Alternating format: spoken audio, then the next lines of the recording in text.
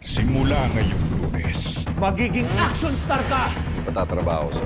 Tuluyan na lang natin para madaling trabaho. Dapat nandito itong babaeng to. Pagkatapos ang ginawa ni Gabo sa amin? Nakakapatliit, nakakapatlumo. Kulang na lang lumuhod ka. Maging kaawa. Para lang mabuhay. Kinakailangan ko po ng tulong nyo. Nasa ospital po ang tatay ko. Kailangan ko po ng pera.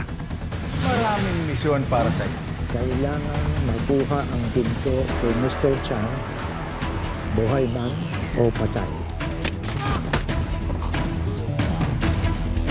Wala pa doon sa balita tungkol sa anak mo. Na inaresto ng anak mo. Wala akong atraso sa'yo. Baka ito pa simula ng gulo natin, Ricardo. Sabihin mo na kung sino ba yung lalaking yun. Darating ngayon yung siman para kunin yung motor na yun. Ibabayad niya. Yun ang gagamitin sa operasyon ng tatay mo.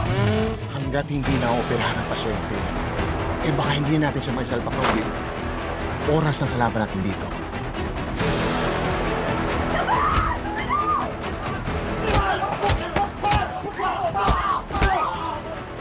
Saan ko makikita si Mr. Chan? Ngayong gabi, kikilos na tayo. Kailangan ko talaga mahanap yung lalaki. Yun ang gulo sa operasyon natin. Kami na ang bahala na magpatahimik kay Mr. Chan. Nilulusot pa ang mga sabra!